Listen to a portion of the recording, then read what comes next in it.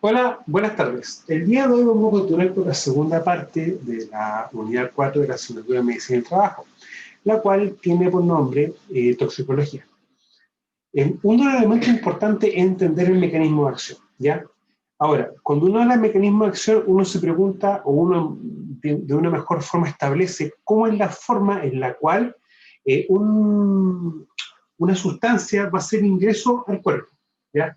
No nos tenemos que olvidar, perdón, que tenemos 4 vías de ingreso principales hacia el cuerpo humano, ¿ya? Ahora, las sustancias químicas también hay que entender que se van a clasificar de acuerdo a su mecanismo de acción. O sea, tenemos la clasificación de acuerdo a que son polvos, nieblas, vapores, ya, si está en estado sólido, líquido, gaseoso, etc.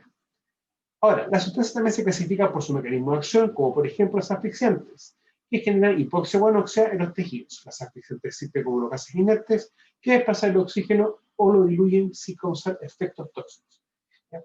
Cuando vimos la asignatura de emergencias y control de incendios, ahí nosotros también trabajamos un poco este aspecto, ya con uno de los agentes de extinción que cumple este propósito de desplazar aire.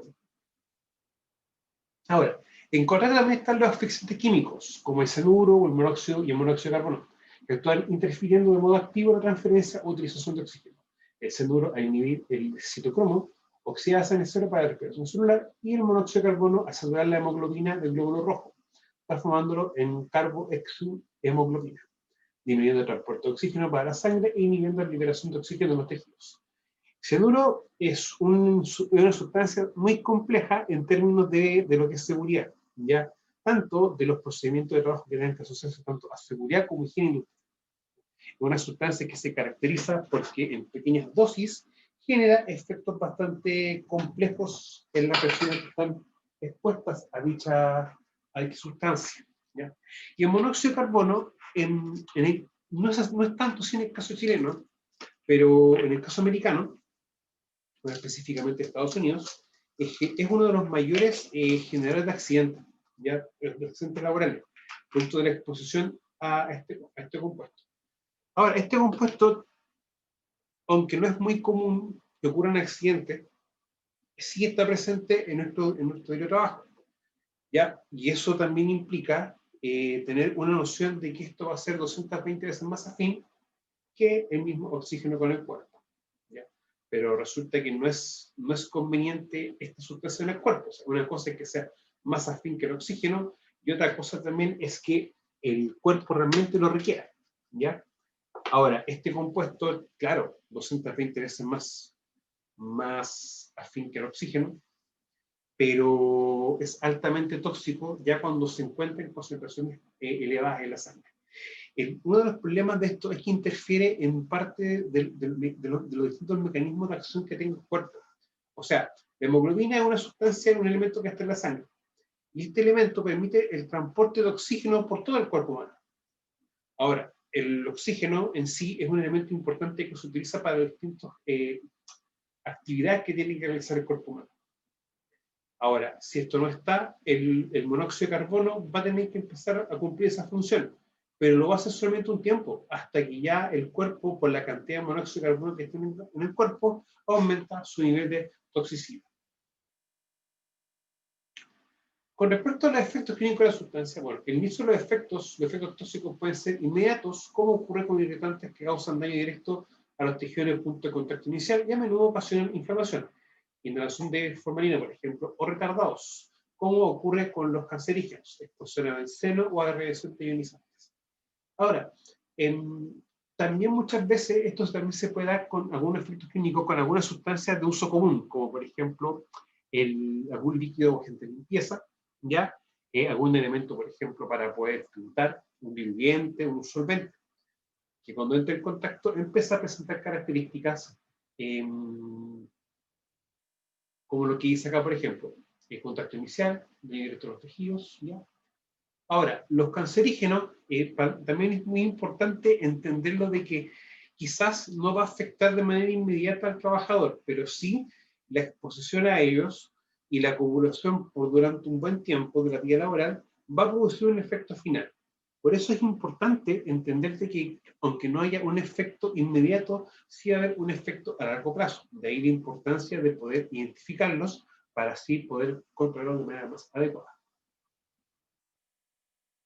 La reversibilidad de los efectos depende de la capacidad de los tejidos y de sus células dañadas para regenerarse. Y eso es importante entender que los límites permisibles de exposición, ya sea el LPP, el LPT o el LPA, están diseñados o están calculados de esa manera, que permite que exista una reversibilidad de la exposición. ¿Ya? O sea, yo estoy expuesto y la reversibilidad también se asocia a este concepto, es que mi cuerpo tiene la capacidad de poder eliminar ciertas sustancias y así poder ya generar una reparación. ¿Ya? Es muy similar al caso del agente ruido. Cuando uno está expuesto al agente ruido, va a generarse un daño puntual, específico. Pero la persona sale de esa exposición y el daño empieza ya a disminuir. Ahora, el daño no es que disminuya en realidad, es que el cuerpo empieza también a trabajar un tema de reversibilidad y de una autorreparación. Ahora, si este evento o este efecto es muy, ¿cómo se llama? Muy constante y aún así no se permite una tasa de recuperación, ya vamos a empezar a ver un daño, o sea, la reversibilidad no es tal. Por eso también hay que contemplar el respetar las exposiciones máximas para los distintos agentes contaminantes, como por ejemplo lo que me define el mismo 594. Ahora, por ejemplo, las células de tejido nervioso o neuronas poseen poca capacidad de regenerarse, a diferencia de la capacidad de regeneración del hígado y las células musculares. ¿Ya? Eso es así.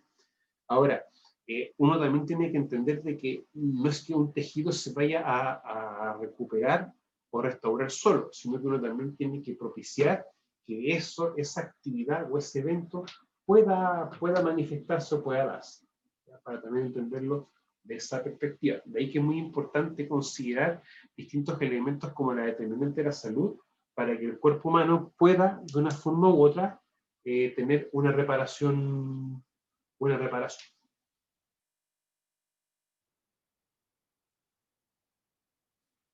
Respuestas clínicas a tóxicos. En la respuesta clínica, signos y síntomas a la exposición a un tóxico y por lo tanto la relación dosis y respuesta puede verse alterada por factores generales o específicos, duración, frecuencia y obviedad de exposición al tóxico, factores ambientales y factores personales. Claro, la misma bibliografía hace referencia a que uno puede estar tantas horas expuesto a una concentración, ¿ya? Pero eso también puede ir teniendo variaciones. Es como, por ejemplo, no es lo mismo estar expuesto 5 horas a un nivel de ruido que estar expuesto a ese mismo nivel de ruido, pero en intervalos de tiempo distintos, ¿ya? O sea, la dosis también va a ir siendo una variación. Y eso es lo que uno en la práctica puede ir controlando en muchos aspectos. Poder controlar la dosis, o sea, la concentración, el tiempo y la vía.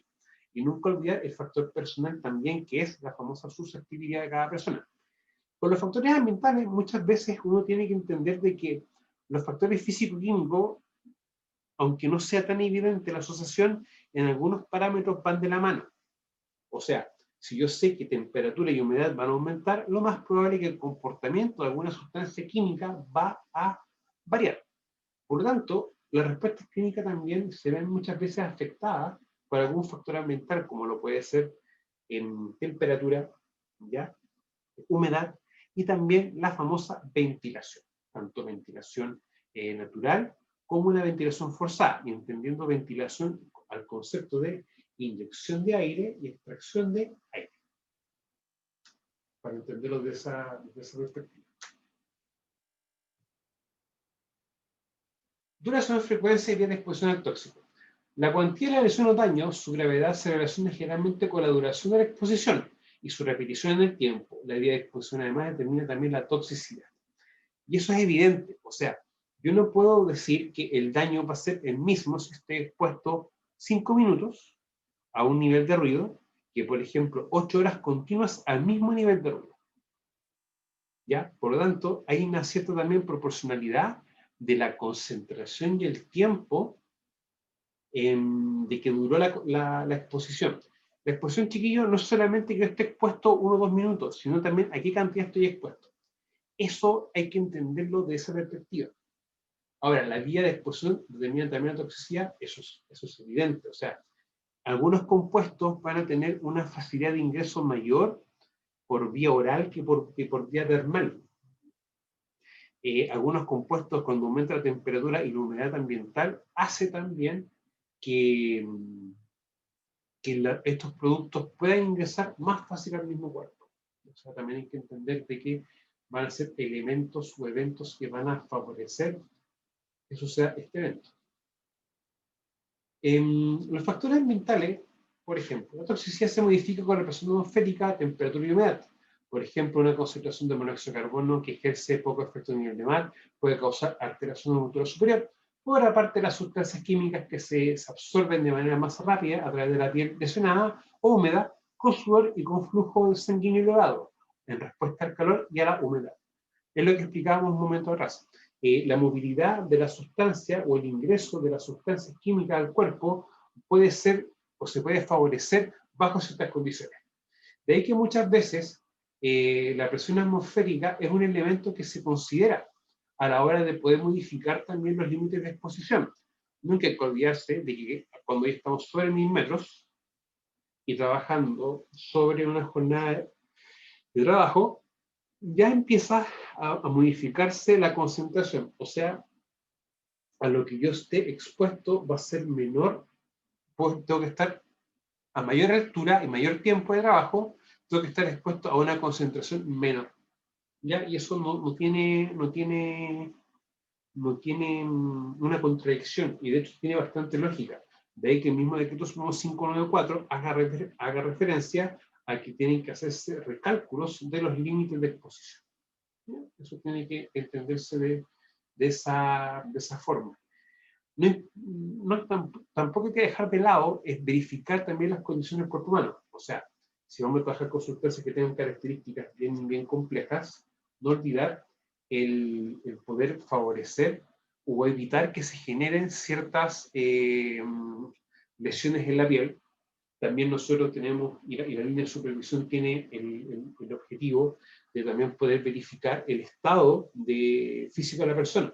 O sea, si tenemos, por ejemplo, personas que manipulan alimentos o que realizan o trabajan realizando exámenes médicos, tomas de sangre, procesan ciertas tomas de muestra, verificar esto que también sea así, ¿ya? Y también entender de que los efectos a nivel de mar, a una altura como por ejemplo acá en Bellenar, o a una altura ya sobre la altura geográfica, no van a ser los mismos. ¿Ya? Diferentes alturas, diferentes concentraciones, diferentes efectos. Lo que sí, el efecto que tenga a nivel mar no va a ser el mismo que en altura.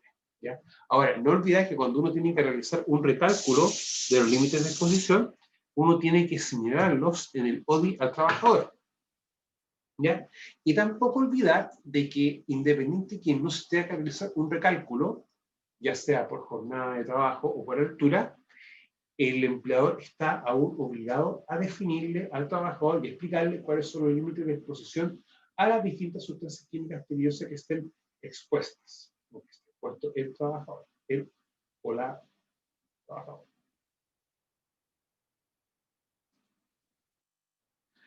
Los factores personales, un elemento importante de la susceptibilidad frente a un agente tóxico está dado por una serie de antecedentes tales como raciales, genético, edad, el desarrollo, sexo, peso corporal, nutrición, estilo de vida, estado hormonal, presencia de enfermedades o estrés.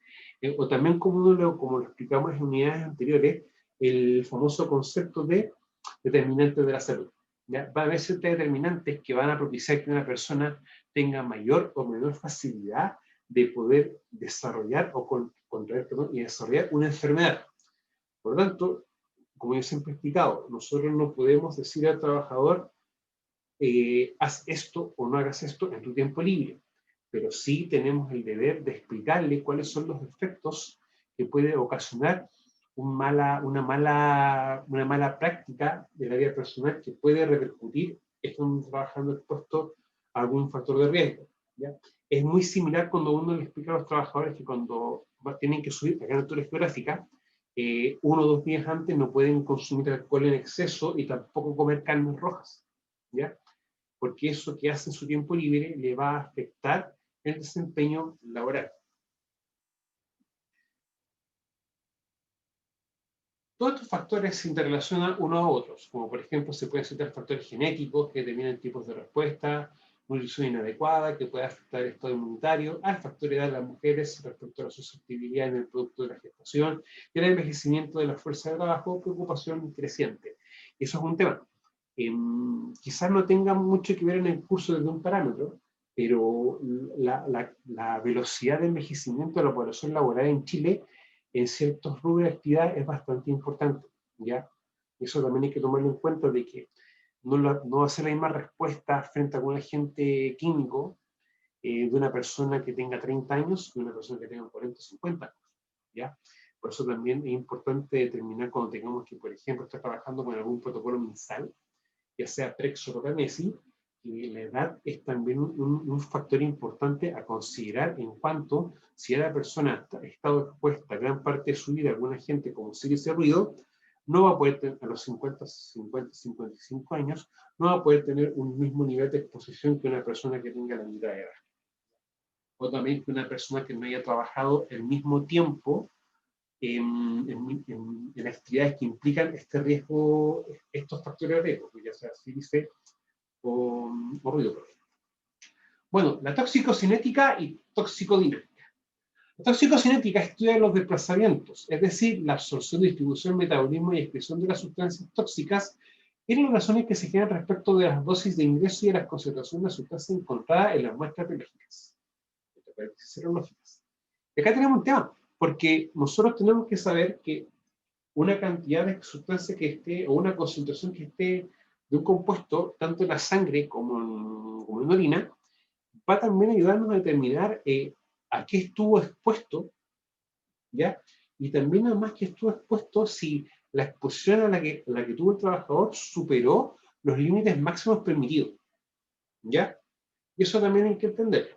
Ahora, la toxicodinámica estudia la relación entre las dosis ingresadas al organismo y la respuesta medida, lo que habitualmente se relaciona con la concentración de la sustancia tóxica en su sitio de acción. Y acá tenemos tema, ¿ya? O sea, yo siempre he dicho, uno tiene que utilizar la higiene y la medicina, pero con el objetivo no solamente de determinar si la persona está o no está expuesta a una sustancia, sino que si la persona está expuesta a sustancias que están prohibidas. ¿Ya? Y eso es súper, es como muy importante de tomarlo en cuenta, ¿ya? Porque recordemos que el 594 tiene un listado de sustancias prohibidas, ¿ya? Y cuando uno tiene la sospecha de que el trabajador o la persona estuvo expuesta a esas sustancias, cuando se realiza el examen de sangre o orina, se define y establece que se tiene que pesquisar tal elemento o tal metabolito, ¿ya? Por eso es importante de que no estén los trabajadores expuestos a este tipo de sustancias, que son sustancias prohibidas. Y así también nos evitamos incumplir la ley y pasar un mal rato con un posible, ¿cómo se llama este concepto? Con un posible sumerio sanitario y con las implicancias que este tiene. La biodisponibilidad es la extensión con que la sustancia tóxica alcanza su acción si no se encuentra en forma disponible, como en el caso de muchas sustancias tóxicas ingeridas que causan vómito, diarrea y que rápidamente se desalojan. Hay sustancias que al ingresar al cuerpo humano tienen la capacidad de permanecer mucho tiempo en el cuerpo humano. Y los efectos que esta sustancia puede producir en el cuerpo humano se van a ver en un periodo de tiempo prolongado. Pero hay sustancias que entran en contacto con el cuerpo y automáticamente el cuerpo humano genera una reacción. Y una reacción quizás de no muy buena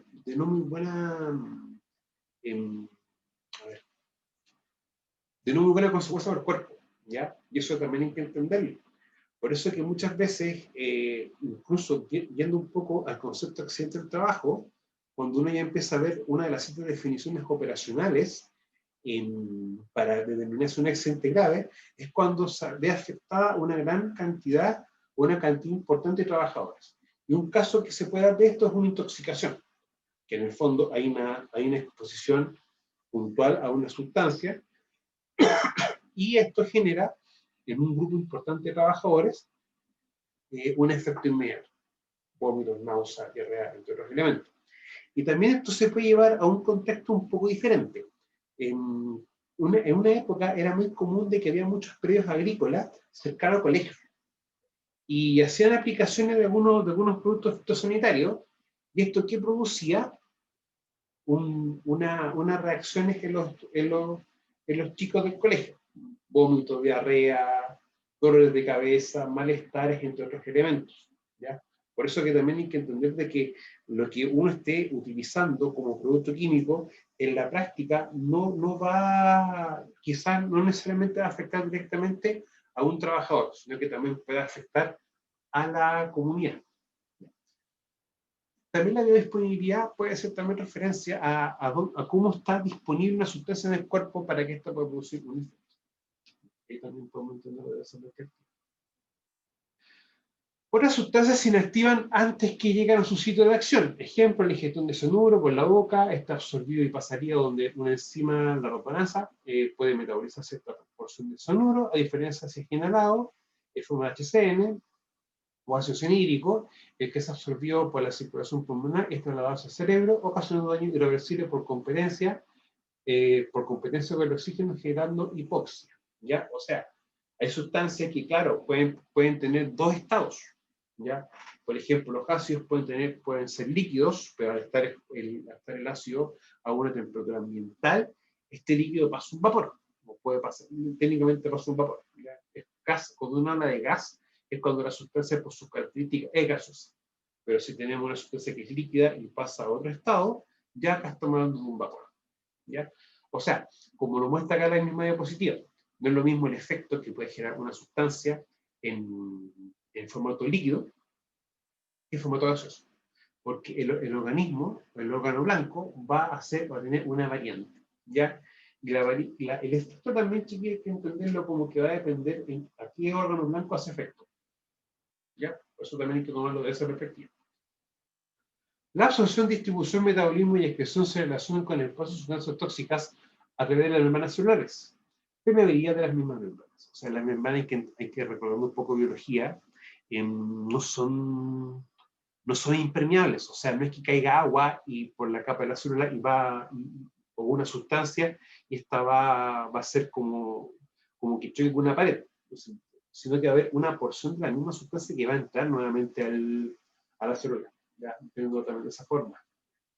Bueno, tóxica de la membrana celular, ¿ya? El que depende del tamaño molecular y de la conformidad de la sustancia tóxica, la solubilidad en el sitio de absorción, el grado de ionización y la liposolubilidad, ¿ya? Hay sustancias que pueden disolverse en grasas, y estas también pueden tener un ingreso mayor al cuerpo, más rápido al cuerpo. La distribución de algunas sustancias tóxicas también se ve alterada por barreras celulares únicas, como las constituidas por las barreras hematoencefálica, la hematotesticular y la placenta, que pueden excluir sustancias tóxicas. Otras sustancias tóxicas también liposolubles se almacenan en la grasa corporal, de manera que una persona obesa con un 30 a 40% de contenido graso puede formar una reserva estable de sustancias tóxicas que libera lentamente, ¿ya? Los productos fitosanitarios, y más específicos, si mi memoria no falla, los órganos fosfoclorados, tienen estas características, ya que pueden mantenerse en las grasas y irse liberando de manera constante. Otro ejemplo es algunos metales pesados que se pueden alojar en la médula ósea de los huesos, o en la parte central de los huesos largos, ¿ya? También puede generar algún efecto en esa relación. Otro tejido capaz de almacenar tóxicos es el hueso, la célula profunda importante de muchos metales pesados, especialmente el plomo y también de metales radiactivos, por lo que sus efectos pueden persistir mucho después que han dejado de circular y del alejamiento de la exposición. Las variables de la que depende la velocidad de absorción son la concentración y la solubilidad del tóxico. Por eso que nunca hay que olvidar de que las medidas de control, cuando uno deja con sustancias tóxicas, independiente de que se tiene que trabajar con ingeniería, ¿ya? Y recuerden que el número 594 estipula que si una medición puntual de un parámetro físico-químico sale mayor a la normativa, el empleador debe tomar acción inmediata en la fuente. Independiente de eso, cuando estamos trabajando con sustancia tóxica, uno también recomienda que el elemento de protección personal también esté presente, ¿ya? ¿Por qué razón o motivo? Uno no tiene la continua certeza de que las medidas higiénicas están funcionando de manera adecuada, ¿ya? De ahí la importancia muchas veces de realizar, por ejemplo, reevaluaciones para ver la efectividad de las medidas de control, ¿ya? O sea, si tenemos ventilación, lo que uno puede estar haciendo de manera primaria es revisando los caudales, o sea, si el caudal de inyección de aire y de salida de aire se mantiene constante en el tiempo, ¿ya? Para que también podamos tener esa noción.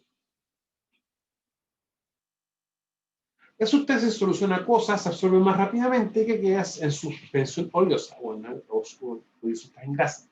La absorción aumenta en sitios de flujo sanguíneo elevado, con grandes superficies de absorción como son la piel, el pulmón, el tubo digestivo, grandes como los tamaños de un campo de tenis y de fútbol respectivamente. La absorción digestiva generalmente es proporcional a la superficie del intestino y la irrigación depende del estado físico del tóxico.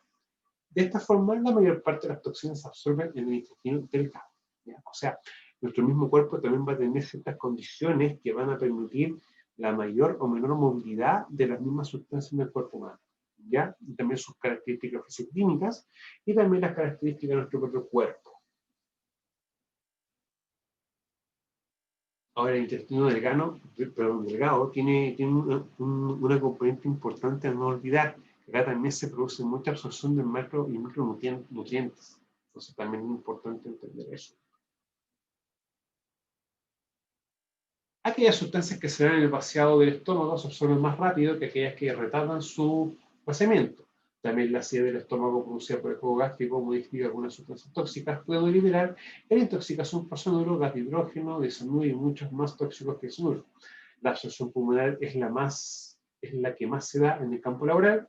Por esta vía de exposición es más frecuente las sustancias tóxicas gasosas o volátiles se inhalan y absorben a través del epitelio pulmonar y de la mucosa del aparato respiratorio. Nunca hay que olvidar que las dos vías de ingreso más importantes del cuerpo humano es la vía respiratoria y la vía del mar, por su tamaño. Ya, chiquillos, nos vemos en la clase grupal. Que tengan muy buen día. Hasta luego.